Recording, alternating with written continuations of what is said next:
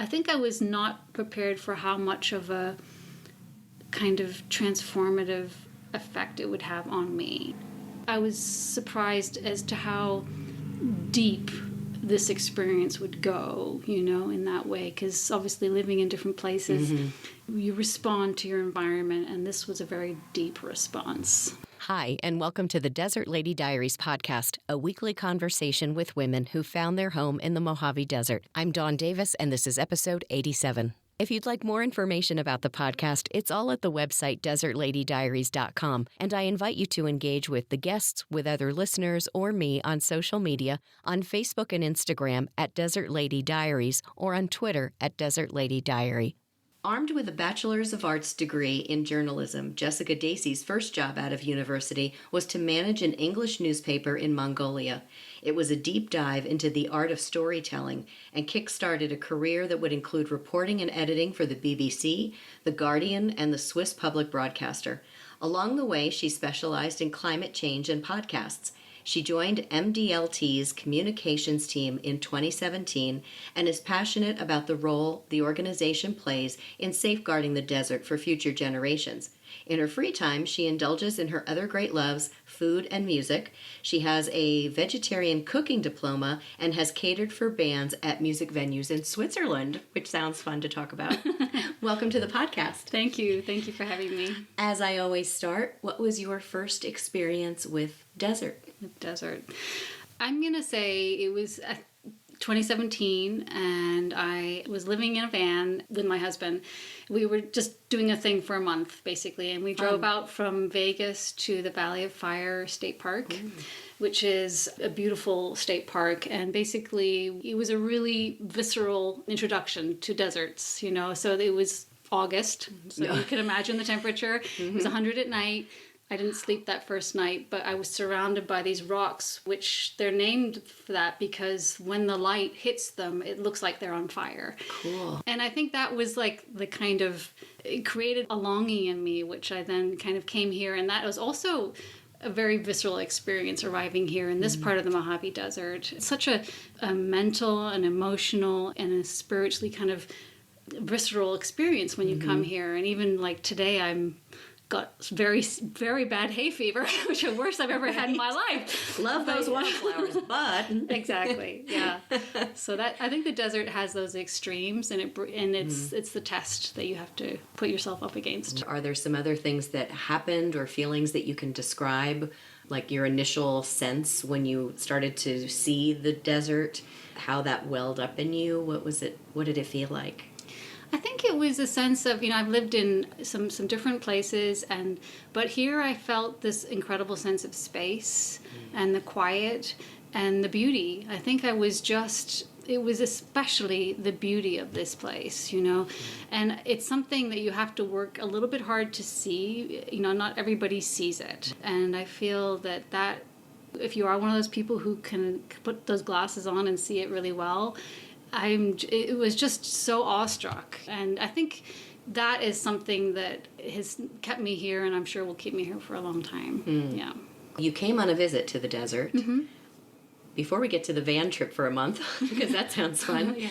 So what brought you then on to Joshua Tree and the Mojave Desert Land Trust? So on this particular van trip, though, we were doing a trip all around the Southwest, and we ended up in Joshua Tree. That was one of our final stops.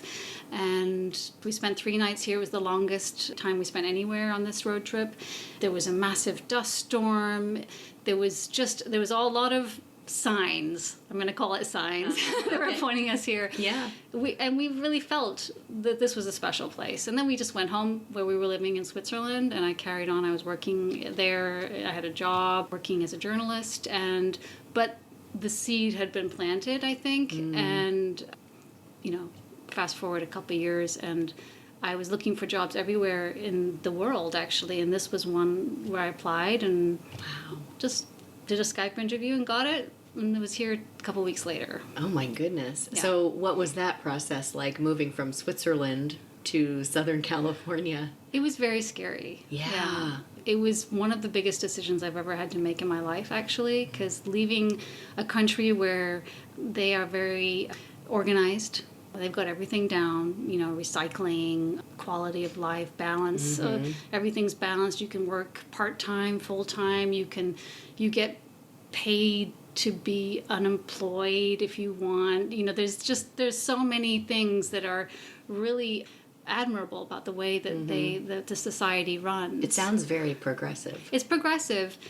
It's very safe. And Yeah. I felt that we'd lived there for a very long time. That comfort became a little bit stifling after a while, and I felt that I needed some challenges. And I am an American citizen. My folks are American. They were hippies back in the 70s, and we left the States when I was 9 years old, and I had this kind of longing to come back here and experience life here and understand if this was still something that was in me, or if I had this part of me, if I was tied to this land or not. And I dragged my husband here, and that's it.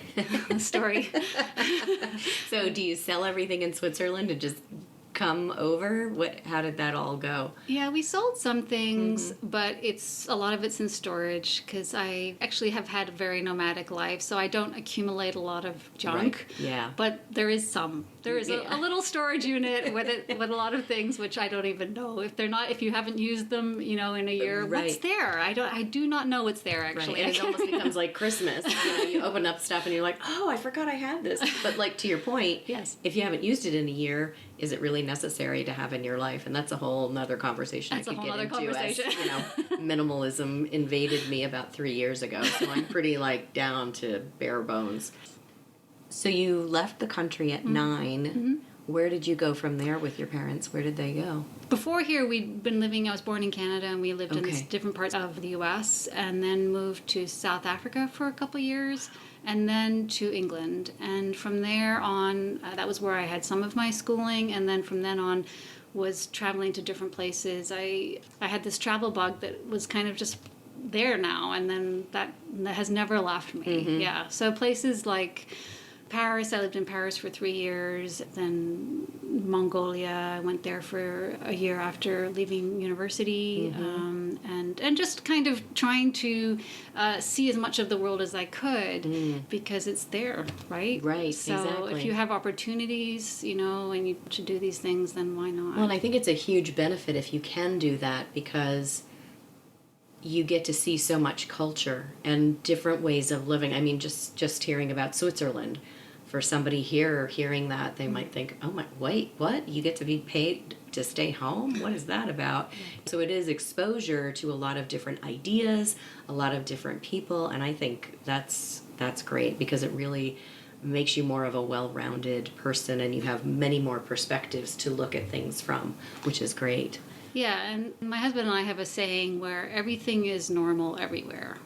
And it's Right. kind of getting over that feeling of things being exotic everywhere, because that breaks down and you understand your common humanity a lot more, and it makes that scariness that I felt maybe coming here, that goes away, I think, and making that, Right. So you come here. Did you know anyone? No. No. So how did you meet your people? Yeah, I mean, I'm really lucky that I'm one of those folks who came here and actually had a job to walk into. Yeah, I mean, I landed sure. in LAX, and 24 hours later, I had a community, and that was really incredible to come here and see. Almost immediately, I think we had our plant sale, our October plant sale, almost a couple weeks later, and just to see the volunteers who were coming to serve, and then all the people who were so passionate about the nature here, and things like rusting salvage. Right. People come to this sale that we have to buy salvage that we've collected from the land we own around the desert. So it was a real quick eye-opener into the real diversity of people that I was encountering really quickly. Was a really fascinating, and I was really happy about that, because that's maybe another thing about sort of, you throw yourself into another environment and you don't have any of those constraints that you might have, or kind of barriers you might have built up around yourself when you're in a structured environment for a really long time. Right. Yeah. For someone listening who is not familiar with MDLT, also known as Mojave Desert Land Trust. Can you give a little Reader's Digest synopsis of what you all do at that organization? The bottom line is we try to protect the desert. We're a new organization. It's a nonprofit, and in 12 years, we've protected 80,000 acres of the Mojave Desert from as far north as Death Valley all the way down south of Joshua Tree National Park. And we do that by buying land and then giving it back over to the Park Service or to the Bureau of Land Management, or we manage it ourselves. Here in the Joshua Tree area, Morongo Basin, we manage 6,000 acres of land, Wow. you know, and so it's a big undertaking. We also have a really incredible nursery and seed bank program, which is something really for the future. It's a really kind of visionary thing that we're doing. We have nearly 500 collections of seeds that are safe in these fridges for generations to come. No matter if there's climate change or fire or drought, or we have seeds that we can then grow back and do restoration projects. And then we also have a lot of educational work that we do, and bringing kids out to the first time out into the desert and giving them that experience that hopefully just kind of they remember that, and that inspires them to maybe come back, you know, and understand it. And I think that children, adults, you know, understanding the desert is something we all have to work hard to try and help people to do. Right. You know, and I think people really do think of this place as a wasteland, and what is that? And I'm constantly encountering people who say, you know, they just drive through, they just want to get through the desert. They don't want to stop and experience it. Right. And I feel like that's part of my job is breaking that down and trying to get people to love what is here and understand it, because then they will want to protect it. I had put something up on Facebook a while back when this first, I think it's called Paradise Valley, this city that they want to spring up at the edge of Joshua Tree National Park in Riverside County. I had posted something on my Facebook about this is not appropriate or something, and someone accused me of, oh, so you moved out there, now nobody else can. I said, no, it's really not like that. You really need to understand the full scope. So can you talk just a little bit about what the project is and why it would be detrimental to the park and the desert ecosystem? Yeah, so we're just right now looking at it, and essentially what they want to build is a lot of homes in an area that is a flood zone south of Joshua Tree National Park. So, and it's sandwiched between the park, the south entrance of the park, and some other wilderness areas. It's a major wildlife corridor, which they've already mapped out, and we know that these species are used, so it's habitat for important species. It's also got one of the biggest, densest desert woodlands areas. They call it microfill woodland. So it's a certain kind of desert woodland there, and that's all there. That's going to go. That's just going to be decimated. Then there's the aspect of things like dark skies. So you build a whole big housing development, and this is a big one, Right. at the south entrance of the park, which is a dark sky park.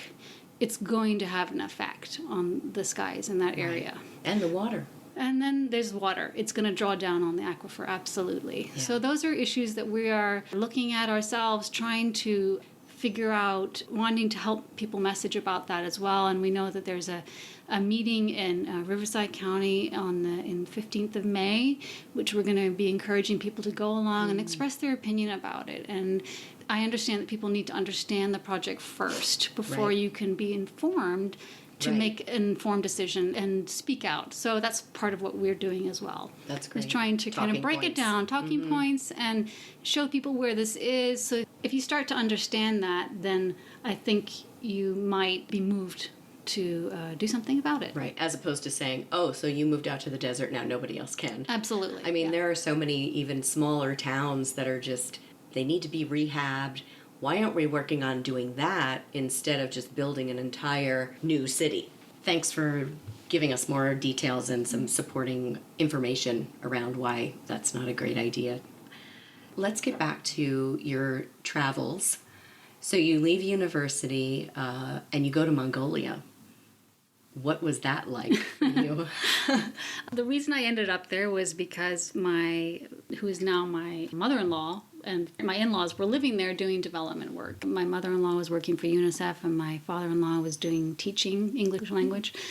And I was traveling through China and I wanted to visit Mongolia as well. And so I went there and had this incredible resonating experience with the people and the land. And I mean, talk about space. That's the real Wild West, you know.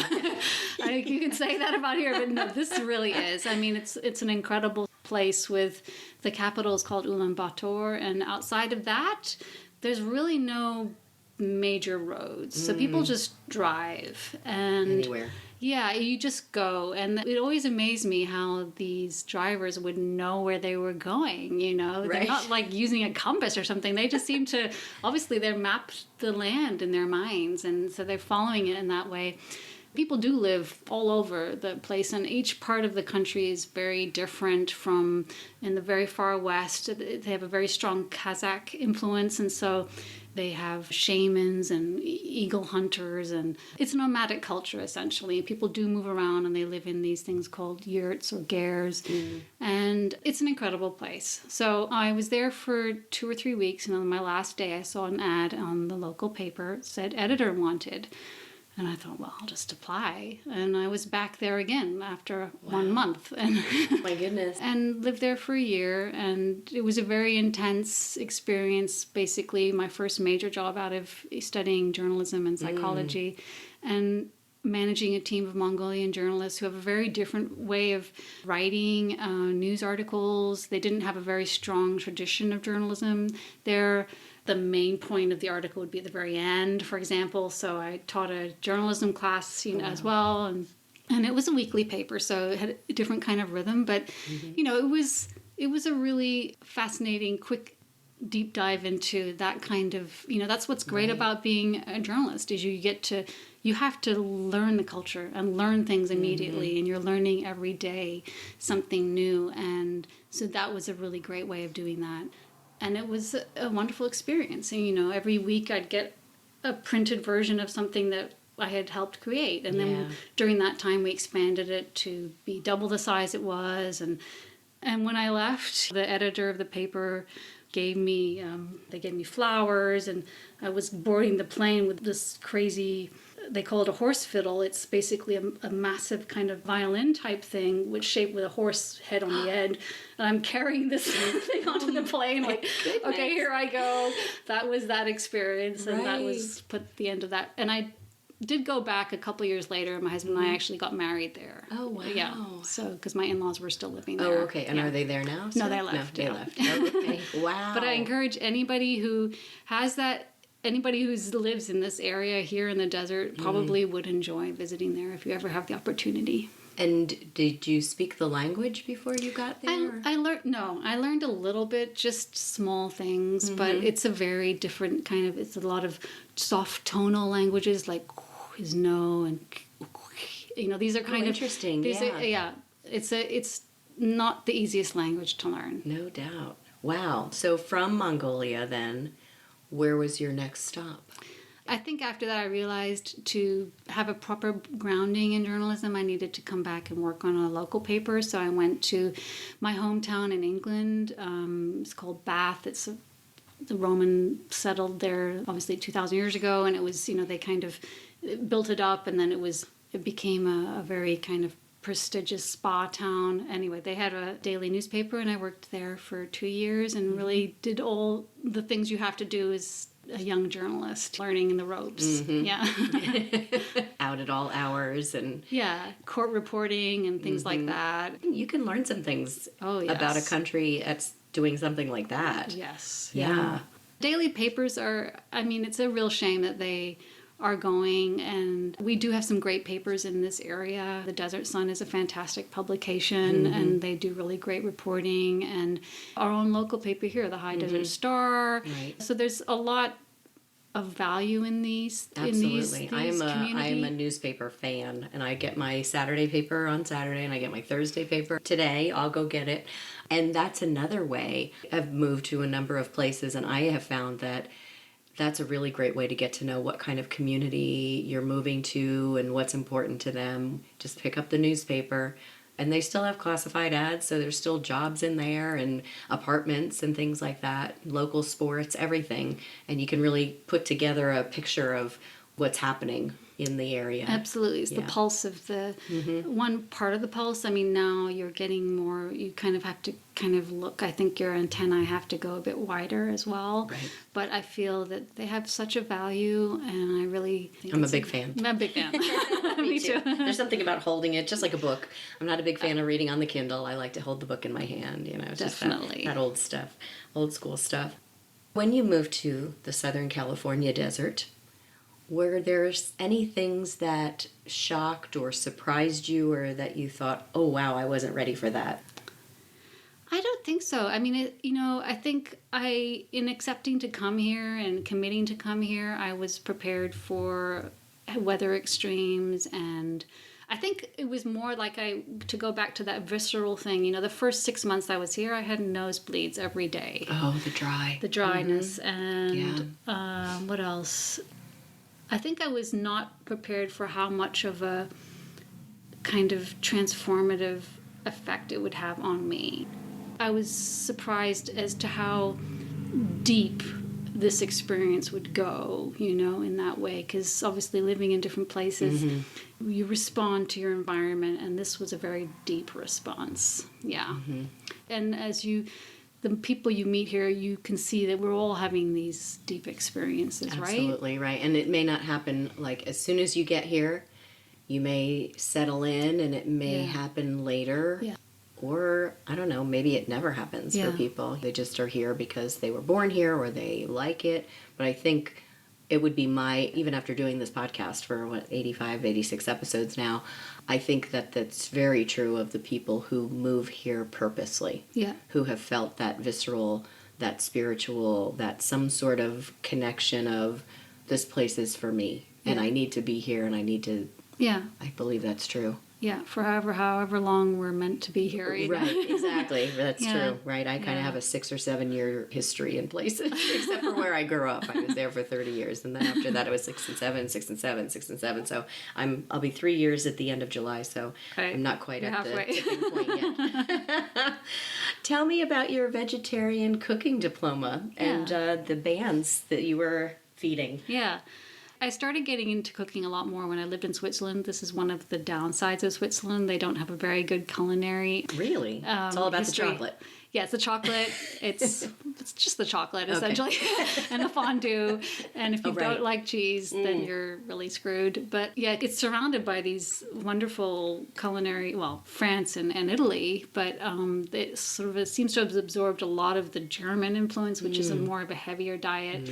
Anyway, I started to cook a lot more for myself and really enjoy that. And I went back to a really good school in England, again in this town of Bath. It's called, the school's called Demuths, and it was a 2-week, it was a proper diploma, but you go through all these different steps of everything from breads to learning about the pulses, and the grains, and how to cook vegan and make essentially just the most delicious things, but with different kinds of ingredients. And that really opened my mind to that. Yeah. I haven't been able to explore those as much as I would like to, and kind of really go towards that diet in a full-time way. But I understand a lot more about the science of it. And I think that's an important part of cooking, right? Is learning the science of all of these ingredients. Yeah, I was Christina Sanchez in town. She does the workshops on using desert plants to create elixirs or tinctures or for hay fever and all kinds of things.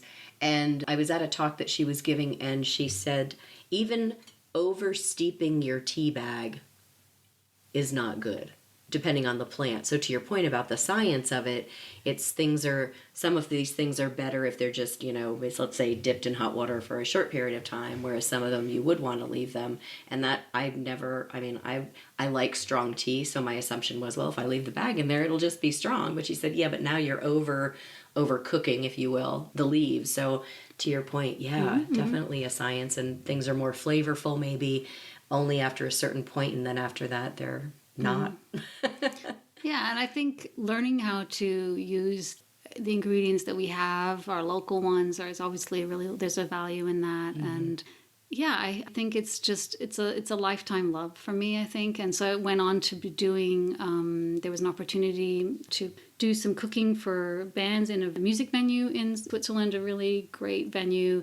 It's kind of like a roadhouse, and all the big bands go through there. And as part of the Swiss kind of great sort of welcoming way that they treat artists, they give them proper meals before shows, 3-course meals. So I had a budget of like $10 and I had to do a 3-course meal. And I felt that was a great way of feeling I was contributing towards the performance of that show that night, you know. Right. You're fueling them. Yeah. So I cooked for the OCs, I cooked for bands from Mali, you know, all different kinds of bands. And so it's a really fun experience. And I did some other cooking in a refugee center. It was like a drop-in center, basically. Obviously, Europe has a different kind of refugee situation. There was one town where there was a big refugee center where the folks would just have nothing to do during the day. So there was some young people just set up a drop-in center where people could come, and they offered language courses and what else? They had a music room where people could go and play music. They had books and games, and we would go and get free food from supermarkets and then go, okay, well, you've got 25 cauliflowers and some old lettuce and some rice. Okay, make a meal. Right. And that was a real, That's a challenge, yeah. You know, or, 25 rotting bananas. What are you going to do? You're going to make a great banana cake. Yeah. You know? So, yeah, that was also interesting and fun. So I got to cook with people from Afghanistan and learn from them how they use things. And that was a really interesting experience, too. Yeah. I feel like I could call you a global citizen. Yeah, I call myself just a mongrel. Well, that's interesting. Well, I am really glad that you came to talk with me today. Thank you so much. Thank you for having me. It's been great getting to know you a little more. Yeah, you too. Thank you, Dawn. Before I let you go, though, I am going to ask you to choose 4 random numbers between 1 and 50. And your answers to those questions will be exclusive content to the supporters that I have on Patreon for the podcast, which I really appreciate their support. So, your numbers, please. Number 3. Everybody does that. I have to switch it around. Number 9. Okay. 19. Okay. And 34. Okay. So, let's see what we have. What's your favorite road trip or driving music? Then we'll go to what keeps you up at night? What's your go-to coffee or beverage order? And any tattoos, why or why not? So those are the questions that Jessica's going to answer on Diary Unlocked. And if you'd like to hear those answers, you can go to desertladydiaries.com, click on the support page, and check out the Patreon option. Thanks again for being here. Thank you so much for having me. Sure.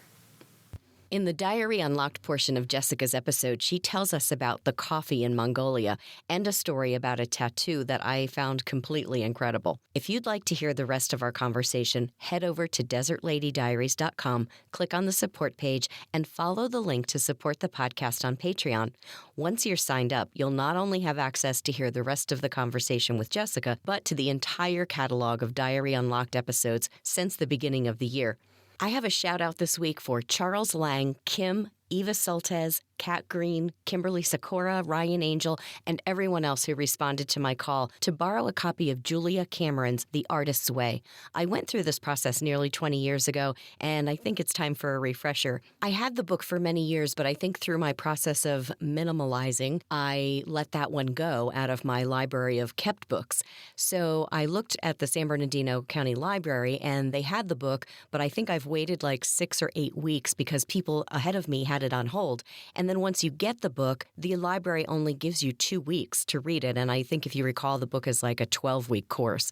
So I got up to week 5 just reading through the material, not actually doing the work.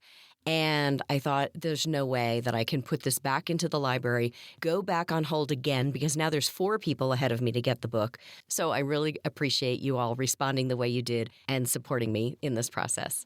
I will see you back here next week with Juliette Torsey, singer and guitar player from the local band Firebug. Thanks so much for listening.